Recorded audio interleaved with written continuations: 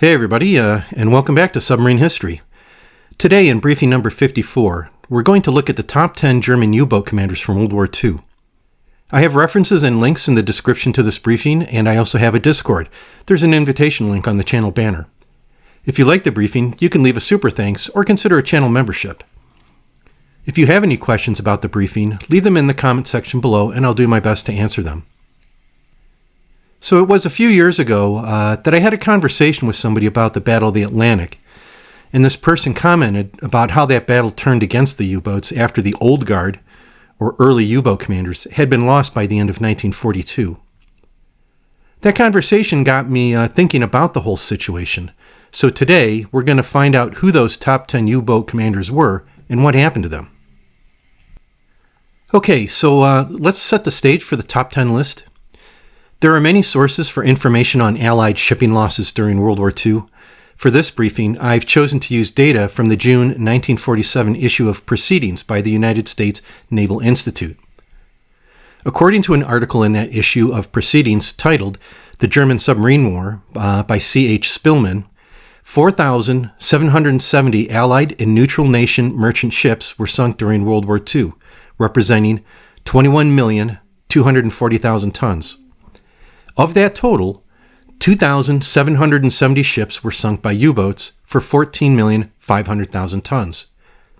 So U-boats sank 58% of all merchant ships and accounted for 68% of the merchant ship tonnage lost. During World War II, 1,400 men served as U-boat captains. Of that total, 84 captains sank at least 50,000 tons of merchant shipping. Those 84 men represent 6% of all U-boat captains. Of those 84 men, 34 sank at least 100,000 tons. And this is data from the U-boat.net website. Some interesting facts. Those 84 U-boat captains were responsible for 58% of merchant tonnage sunk by U-boats. The top 10 U-boat captains, who all sank at least 100,000 tons, were responsible for 13% of merchant tonnage sunk by U-boats. 9 of the top 10 U-boat commanders survived World War II, which represents a 90% survival rate. 26 of the 34 U-boat captains who sank at least 100,000 tons survived World War II, and that's a 76% survival rate. 29 of the 50 U-boat captains who sank at least 50,000 tons survived World War II, a 58% survival rate. Finally, approximately 30,000 of 40,000 U-boat men perished during World War II, and that represents a 25% survival rate. If you've seen other briefings for this channel, you may have seen this chart before. We have two lines on the chart, a gray line, which represents the number of U-boats at sea for a given month, and a yellow line, which represents the ship to U-boat loss ratio. We're really sticking it to the Allies when we have a small number of U-boats at sea and a high ship-to-U-boat loss ratio. That's clearly the case for the first happy time, and on the surface it seems like it's the case for the second happy time. Although if you look closely at the chart, you'll notice the number of U-boats at sea during the second happy time was considerably higher. Those top 84 U-boat commanders sank most of their tonnage by July 1942. There were some commanders who put up decent numbers into 1943, but they were the outliers. There is a steady increase in the number of U-boats at sea starting around December 1941. Then from July 1942 to May 1943, there is a big surge in the number of boats at sea with very little gain shipping-wise. And this is a reflection of putting out to sea a lot of boats as fast as possible with inexperienced crews, while Allied technology and tactics continued to improve. During Black May, when 40 U-boats were lost, 18 of those captains, 45%, it was their first or second war patrol with almost no tonnage to their credit. The reason those 100,000-ton U-boat commanders survived was for a couple reasons. One, it was before the widespread use of 10-centimeter radar and U-boat hunter-killer groups by the Allies. And number two, a lot of those 100,000-ton commanders completed their tours as captains before 1943 and moved on to things like flotilla staff and command officers, where they were no longer at sea. All right, first a couple items. On the slides, I have listed the crew each captain was from. Now, unlike the U.S. Naval Academy, where your class year is the year you would graduate, it was the opposite in the Kriegsmarine, where your class year was the year you entered. So entering in 1936, your crew number, or class, would be 36. Also, I only have listed patrols that were during wartime. And finally, these totals only account for merchant shipping, and that's just how U-boat.net did it. On the slides, you'll see emblems associated with each captain. All right, so let's do this. The top 10 U-boat commanders in World War II. Coming in at number 10 is George Lassen, crew 35 with 26 ships sunk over 4 patrols for a total of 156,082 tons. He commanded the U-160, which was a Type 9C. He completed his captain's tour in June of 1943, then moved shoreside to be a tactics instructor for the U-boat training division. He survived the war and died in 2012 at the age of 96, and he never had a personal emblem. At number 9 is Gunther Preen, crew 31, with 30 ships sunk over 10 patrols for 162,769 tons. He commanded the U-47, which was a Type 7B. He's most known for sinking the battleship HMS Royal Oak inside Scapa Flow in October of 1939. After that successful attack and escape, he earned the nickname the Bull of Scapa Flow.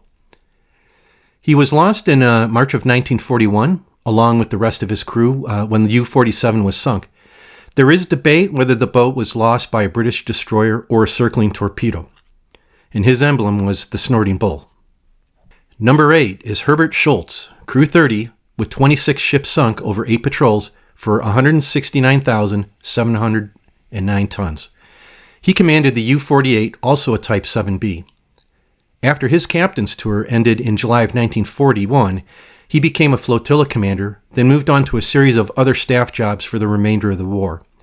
He survived the war and joined the Bundesmarine in 1956, serving until 1968 when he retired, and he died in 1977 at the age of 77. His emblem was the cat ×3. As a side note, the U-48 was the most successful U-boat during the war, credited with 306,874 tons of merchant shipping. Number 7 is Carl Friedrich Merton, class 26, with 27 ships sunk over 5 patrols for 170,151 tons. He commanded the U-68, a Type 9C. After his captain's tour ended in January of 1943, he commanded 2 different training flotillas. He survived the war and worked salvaging ships from the Rhine River alongside the U-boat commander who sits next at number 6. After that, he worked in the shipbuilding industry. He died in 1993 at the age of 87, and his personal emblem was Clover and a V. At number 6, we have Heinrich Lehmann Willenbrock, crew 31, with 25 ships sunk, over 10 patrols for 179,125 tons. He commanded 3 different boats during the war: the U-5, a Type 2A, the U-96, and U-256, both Type 7Cs. He had some flotilla staff and commanding officer tours in between tours as a U-boat captain. He was substantially done at sea by April 1942, but did briefly captain the U-256 in 1944. Lehmann Willenbrock ended the war as a flotilla commander in Norway.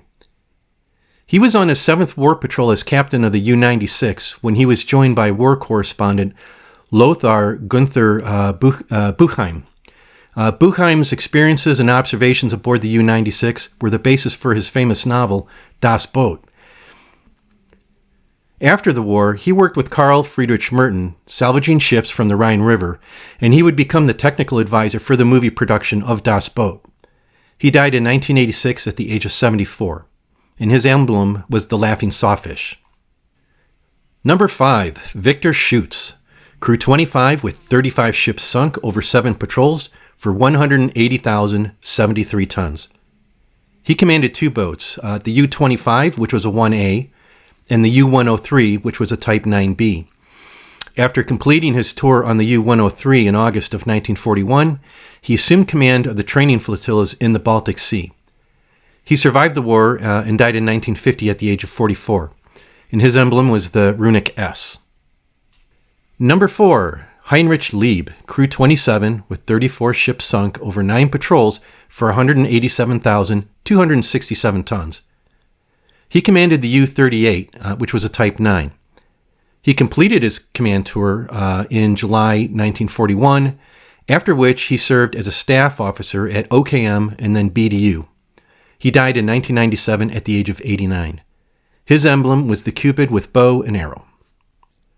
Coming in at number 3, Eric Topp, Crew 34, with 35 ships sunk for 197,460 tons. He commanded 2 boats, the U-57, a Type 2C, and the U-552, a Type 7C. After completing his tour on the U-552 in September 1942, he became a commanding officer for a training flotilla. He was also involved with the Type 21 U-boat program, writing the battle instructions for the new boats. He transitioned back to U-boats in April 1945, this time to command the U-2513, a Type 21 U-boat, until the end of the war. He survived the war and joined the Bundesmarine in 1958, serving until 1969 when he retired, and he died in 2005 at the age of 91. His emblem was the Running Devil. And as a side note, the U-2513, that boat ended up in the USA after the war, where the U.S. examined and trialed the boat until it was scuttled off of Key West in 1951. And our runner-up at number 2, Wolfgang Luth, Crew 33, with 46 ships sunk over 16 patrols for 225,204 tons.